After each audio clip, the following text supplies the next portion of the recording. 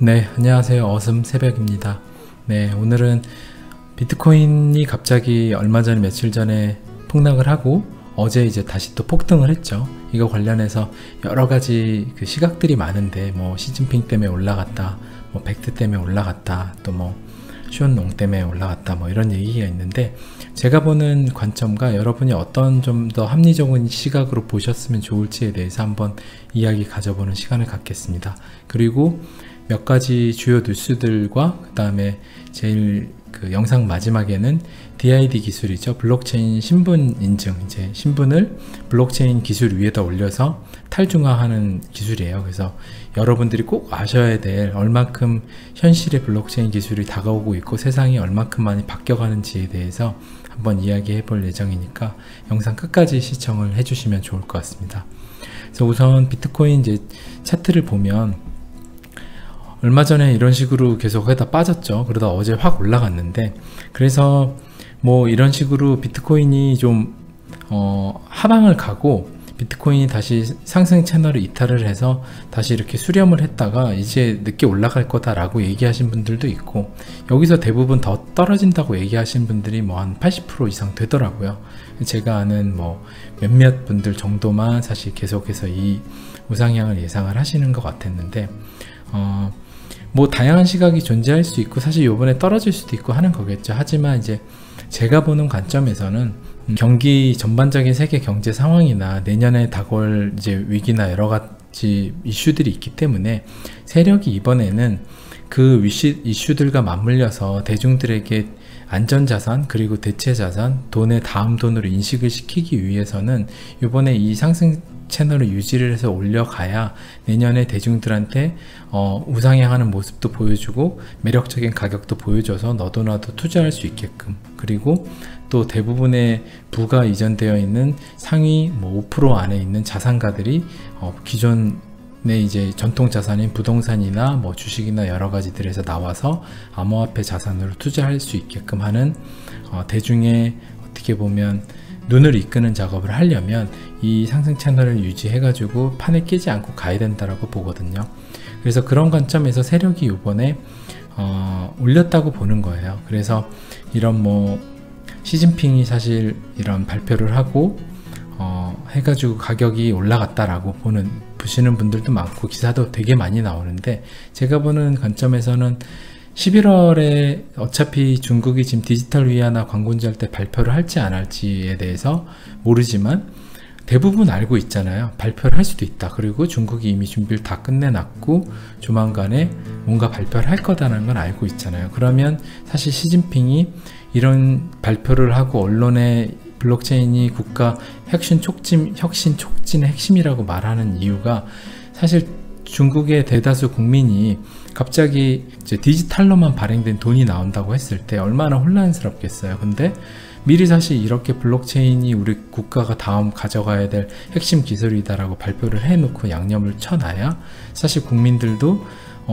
미리 충격을 덜 받을 거 아니에요. 그래서 다시 돌아오면 대부분의 전 세계에 존재하는 암호화폐 금융세력, 뭐 미국의 금융세력, 어디 뭐 이스라엘, 중국 여러 개 많겠지만 제일 큰 미국의 금융세력이나 대부분들이 예상을 했을 거 아니에요. 이런 중국이 이런 걸 발표를 할 거를.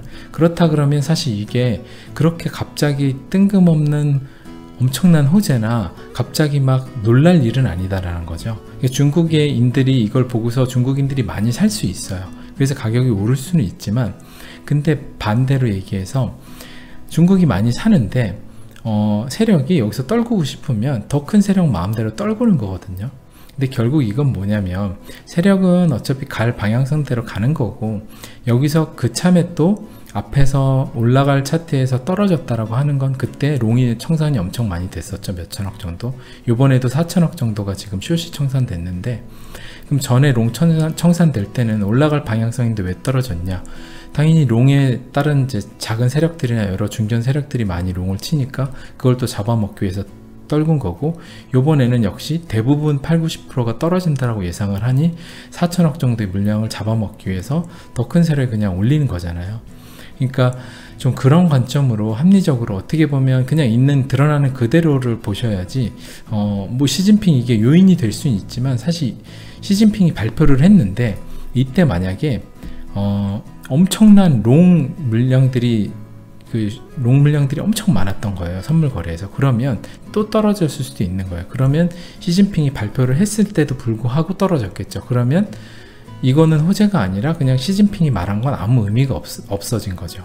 그러니까 좀 그런 관점에서도 보실 필요가 있다는 걸 얘기를 드리고 싶고요. 그리고 벡트 관련돼서도 이거죠. 벡트가 선물 거래량을 1179건을 달성해서 역대 최고 달성을 했다. 굉장히 좋은 거죠. 처음에 막 5건 정도 이랬으니까, 출시 초기에. 하지만 벡트 때문에 갑자기 올라갔다라고 보기에도 조금은 애매한 부분이, 좀 많이 애매하다고 보는데, 왜냐하면 벡트에 대한 각 거래 계약은 1BTC에 해당하므로 1179건은 하루 1179BTC 또는 1179만 달러 138억 원의 거래량을 나타낸다라고 했죠. 그럼 제가 아까 요번에 거의 3,4천억이 청산이 됐다고 했는데, 그거에 대비하면 굉장히 사실 작은 금액이잖아요. 근데 이거에 영향을 받아서 요번에 비트코인 가격이 정말 큰 폭으로 상승했다라고 보는 게 맞을까요? 아니면 선물 거래에서 숏, 롱 때문에 이유가 더 맞을까라고 보면, 저는 당연히 그냥 수학적으로만 봐도 그게 더 합리적이라고 좀 생각을 하고요. 그래서 다양한 의견이 존재하고, 그거는 뭐 누구든 얘기를 할 수 있는 부분이라 당연히 뭐 그거에 대해서 누가 틀렸네 맞고 이런 얘기가 아니고요. 여러분이 기사를 접하고 어떤 누구의 얘기를 듣고 하실 때도 지금 제 얘기도 마찬가지예요. 제 얘기를 꼭 믿고 제 얘기를 들어라라는 얘기가 아니라 여러분이 스스로 사고하실 수 있는 힘을 기르시는 게 제일 중요하거든요. 그래서 맹목적으로 이런 시진핑 기사가 나왔다, 뭐 벡트의 기록적인 이게 있어서 올라갔다, 이런 것들에 대한 얘기를 그냥 믿지 마시고, 조금 이런 것도 위아나 디지털이 11월 달에 나온다고 했는데 근데 한 번 더 나왔는데 갑자기 올랐네, 그렇게 뜬금없는 게 아닌데, 이런 정도의 사고를 조금씩 해나가실 필요가 있다는 거죠. 그래서 비트코인 관련된 상승은 요번에 뭐 차트를 좀 보면 지금 60일선에 안착을 했고요. 그리고 120일선을 맞고 떨어진 상태거든요. 그래서 지난 뭐 7, 8월쯤에 저항선, 그리고 중간에 지지선이었던 이런 선에서 지금 이제 머물고 있는데, 아마도 상승 채널 따라서 이렇게 올라가 줄 거라고 봐요. 여기서 이제 올라가 줄 거라고 보고, 알트코인 리플이나 뭐 이더리움 등 같은 경우도 저는 역시나 지금 비트코인 도미넌스가 갑자기 비트코인 폭등으로 인해 많이 올라갔지만, 지금 이 장세도 세력들이 어떻게 보면 비트코인을 쐈잖아요. 그러면 기존에 알트코인 갖고 있던 친구들은 또 이때와 마찬가지로, 이때 지금 700만원에서 1600만원 갈 때 마찬가지로 알트들을 손절하거나 버리고 비트를 탈 가능성이 있어요. 그래서 여기서도 탈 가능성이 있다고 봐요. 타고 뭐 올라갈 수도 있겠지만, 여기서 탔는데 당연히 알트코인의 상승률은 훨씬 크잖아요. 그럼 여기서 이제 바꿔 타면 대부분의 알트코인 세력들도 알트코인을 비트코인으로 뭐 바꾸는 작업을 하겠지만, 대부분 지금 알트코인 매집을 해놨다고 하면 개인들만 이쪽으로 많이 태우고, 그 다음 뭐 작은 세력들만 이쪽 태우고, 본인들은 갈 길 갈 거라고 보는 거예요. 네, 여기서 일단 비트코인 이제 그 기사를 보는 관점에 대한 이야기는 여기까지 하고, 그리고 다른 이제 몇 가지 기사 보겠습니다. 갤럭시 디지털 CEO가 비트코인 펀드 출시 시사. 한국에 나중에 국민은행이나 뭐 우리은행, 신한은행에서도 비트코인 펀드, 뭐 리플 관련된 뭐 송금 펀드, 뭐 여러가지 펀드들이 나올 텐데, 향후 5년 안에는 한국에도 나오겠죠. 지금 어떻게 보면 제일 가장 빠른 미국에서 비트코인 펀드 출시 시사를 해서 커스터디 수탁 서비스 가격에 관한 서포트를 제공하고 싶다, 뭐 이런 여러가지 이제 펀드를 서비스 한다는 소리거든요. 펀드를 서비스 한다는 거고, 이게 점차 대중화를 하고, 비트코인 투자가 지금은 거래소 가입도 해야 되고 뭔가 좀 복잡하잖아요. 그냥 주식 투자를 하는 개념처럼 어렵잖아요. 근데 대중들이 그냥 은행 가갖고 한 달에 얼마씩 돈 넣으면 펀드 투자 되는 것처럼, 그런 식으로 비트코인을 수수료 받고 분할로 매수해주는 그런 펀드를 만들겠다는 거예요. 그러니까 대중화가 시작이 된다라는 소리죠. 이게 이제 미래에 한국에서도 있을 일입니다. 몇 년 후에 한국의 국민은행에 가면 펀드를 팔 거예요. 좀 그런 식의 생각을 해주시면 될 것 같고, 그리고 결제수단 테더 인기 상승 중, BTC 이용 급감, 이럴 것만 보면 사실 와, 테더 사야 될 것 같고 BTC 뭔가 역시 느려서 안 좋나 이런 생각이 들잖아요. 근데 이게 내용을 딱 보면 스테이블 코인에서 가장 거래 많이 이용되는 테더는 결제 수단으로 인기가 향상되는 것 같다고 블룸버그가 보도했다. 당연히 테더 달러와 연동되고 결제 수단으로 사용하기 좋겠죠. 변동이 없으니까. 이 거래량은 240만 유저가 이용하는 이 결제 시스템에서 모든 거래량의 30%를 차지하며 비트코인을 앞지를 기세다. 또한 이전까지 결제 거래량 2위를 기록하고 있던 이더리움은 테더에게 그 위치를 양보하고 있다고 한다. 이렇게만 보면 테더가 최고고 이더리움이나 비트코인은 뭔가 구시대 기술 같고 이런 느낌을 주잖아요. 근데 이게 뭐냐면 당연히 테더는 스테이블이니까 그냥 결제하는 데 있어서 변동성이 없으니까 당연히 좋겠죠. 근데 투자하는 관점으로 보면 테더는 달러랑 연동이 됐잖아요. 그럼 달러는 당연히 지금 연준에서 요번에 레포 금리 때문에도 급격하게 이제 자금 유동성 이슈로 인해서 돈을 엄청나게 많이 또 공급을 하고 거의 3차 양적 완화 수준의 돈을 지금 공급을 하고 있는 걸로 알고 있어요. 그러면 사실 굉장히 많은 건데 지금 그렇게 달러는 많아지고 있는데 달러 많아지고 있고 종이 쪼가리가 돼가는 거에 연동된 게 테더란 말이에요. 그러면 테더에 투자하게끔 이렇게 유도를 한다고 하는 게 테더를 사게끔 하면 테더는 자기네들은 수수료 받고 좋겠죠. 결국 얘네들은 수수료 장사하는 애들인데 BTC 갖고 있던 애 테더로 바꾸면 당연히 뭐 이쪽은 꿀이겠죠. 그러니까 좀 이런 기사를 보실 때도 뭐 방송이나 많이 보신 분들은 이제는 안 그러실 텐데 이런 것들은 좀 그냥 있는 그대로 그냥 읽으시지 마시고 그냥 약간은 무슨 생각을 갖고 이런 기사를 썼을까라고 좀 색안경을 한번 끼고 보시는 게 더 좋을 것 같아요. 네, 이 부분도 이렇게 정리를 하고 제가 오늘 가장 꼭 얘기를 드리고 싶고 우리 실생활에 얼만큼 지금 비트코인, 블록체인 기술이 다가오고 있는지 세상이 앞으로 얼만큼 많이 바뀔 건지 옛날에 우리가 인터넷이 없었을 때 지금은 너무나 쉽게 인터넷을 쓰고 이메일을 쓰고 이런 것처럼 되게 당연시되는 세상이 어떻게 바뀔 건지에 대해서 이야기를 한번 드려보도록 하겠습니다. DID 글로벌 표준화 시동 모바일 신원증명 시대 코앞. 이게 어떤 거냐면 아주 쉽게 설명을 해서 이거부터 좀 설명을 드려야겠죠. 우리가 지금은 구글이나 뭐 대부분 어디 네이버나 가입을 하면 우리의 신원정보나 주민번호를 넣고 가입을 하잖아요. 근데 페이스북도 그렇고 하지만 페이스북이 작년에 엄청나게 개인정보 해킹이 되면서 유출이 되는 사태가 있었고 뭐 한국만 해도 농협이 개인정보가 다 털리고 수시로 우리들한테 문자가 오죠. 개인정보 유출로 인해서 무슨 사과를 드린다? 아무런 보상도 안 주죠. 그런 사고들이 정말 수시로 터지는데 디지털 사회로 갈수록 그런 사고가 점점 터질 거예요. 그러면 정말 계속 그 사고가 터지고 보완을 해야 되고 거기 들어가는 돈 자체가 정말 막대한데 거기다 또 페이스북 같은 경우는 보상해 줘야 되는 돈도 어마어마하죠. 지금 그런 상황인데 그러면 앞으로 기업들이 어떤 걸 하겠냐 이거죠.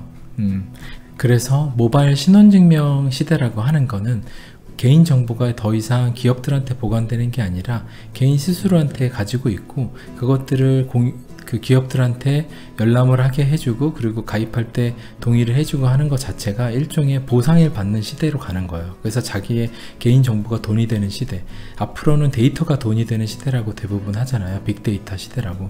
그래서 개인들의 정보를 동의해줘야 그 동의된 걸 가지고 빅데이터로 대중들이 어디에 관심을 가져서 어떤 제품을 개발해야 되고 어디가 돈이 되는지 기업들은 데이터가 돈이 되는 시대거든요. 그러면 개인들이 당연히 내 데이터를 개인 정보를 공유해 주는데 보상이 있어야겠죠. 그러니까 그런 시대로 우리는 가고 있는 건데 그런 시대로 가기 위해서 이런 DID 모바일 신원 증명이 필요한 겁니다. 근데 이거를 가장 지금 어디가 본격적으로 하고 있냐라고 하면 마이크로소프트가 하고 있는데 마이크로소프트가 사실 뭐 지난 영광이라고 생각하시는 분들도 있을 거예요. 애플이 뭐 최고지. 하지만 마이크로소프트가 PC 보급이 줄어듦에 따라 몰락의 길을 걸었다가 최근에 오픈소스 깃허브나 이런 거 인수, 그 다음에 뭐 엑셀, 오피스 이런 것들을 이제 월별 구독, 온라인화 이런 것들 여러 개 통해서 지금 이미 애플과 그 시총을 앞다투고 있는 천조 기업으로 다시 올라온 지가 꽤 됐어요. 그래서 지금 부활을 이끌어낸 사티아 나델라 CEO가 전 세계에 존경받는 CEO 아마 탑5 안에 들어가는 걸로 알고 있고요. 그래서 지금 다음 스티브 잡스라는 평가도 받고 있는 CEO입니다. 지금 이런 그 마이크로소프트가 어떤 걸 하고 있냐면 탈중화 아이디로 반전 노리는 MS. 2019년 MS는 비트코인에 기반한 탈중앙화 아이디 네트워크를 구축할 것이라고 발표했다. 탈중앙화 아이디는 공인인증서, 이메일, 전화번호처럼 중앙화된 형태의 인증 없이 디지털 신원을 인증하는 방식이다.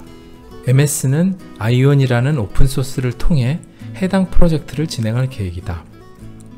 MS가 비트코인 DID로 어떤 큰 그림을 그리는지는 아직 불분명하다. 다만 엣지, 그러니까 인터넷 익스플로러 같은 적인데 마이크로소프트 거예요. 그래서 같은 MS의 서비스가 구글의 크롬이 지금 전 세계 그 인터넷 브라우저 시장을 대부분 차지하고 있죠. 그래서 밀린다는 점을 고려하면 MS가 어떻게든 이 시장을 탈환하고 싶어 할 것이다 라는 점을 유추해 볼 수 있다.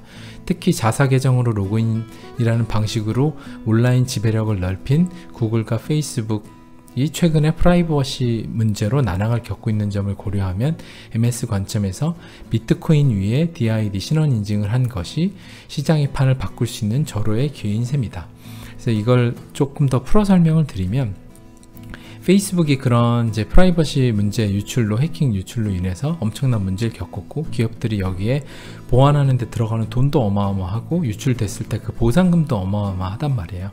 그래서 MS가 비트코인 위에다가 지금 DID 신원 인증을 하고 있는 건데, 브라우저, 그러니까 엣지가 점유율이 낮죠. 이게 마이크로소프트 브라우저인데, 여기에 MS는 자기가 개인정보를 보관을 받지 않고 비트코인 블록체인 기술로 그 가입을 받으면 그냥 그 자기 자신들이 어떻게 보면 이 서비스를 DID 서비스를 하면 이 서비스를 통해서 구글에도 접속을 할 수 있고 나중에 어디든 접속을 하는 거예요.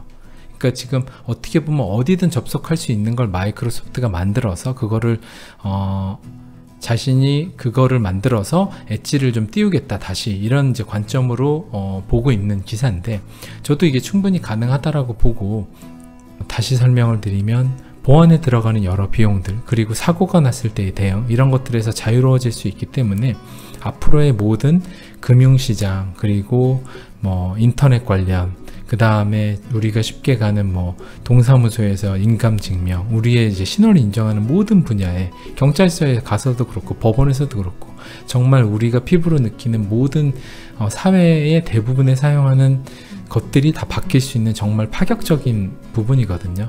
그래서 얼만큼 지금 세상이 바뀌어가고 있고 이 블록체인 통해서 이랬다는 거를 한번 생각을 해봐 주시면 될 것 같고, 이게 비트코인 위에다가 올라가잖아요. 비트코인이 당연히 신뢰성을 더 많이 탈중화가 되어 있고 신뢰성을 기반으로 하기 때문에 상징성도 있고, 그래서 마이크로소프트가 이쪽에다가 하는 것 같은데, 앞으로는 지금 뭐 이렇다고 해서 비트코인이 앞으로 엄청 올라가고 리플이 올라가고 뭐 이더리움이 올라갈 거다, 사실 이런 얘기 드리는 게 아니라, 이런 시대적 사회적 방향성 자체가 바뀌어가는 이제 현 시점에 우리가 살고 있다는 거를 조금 더 못 믿으셔도 믿으려고 노력을 하셔야 된다는 얘기를 좀 드리고 싶고요.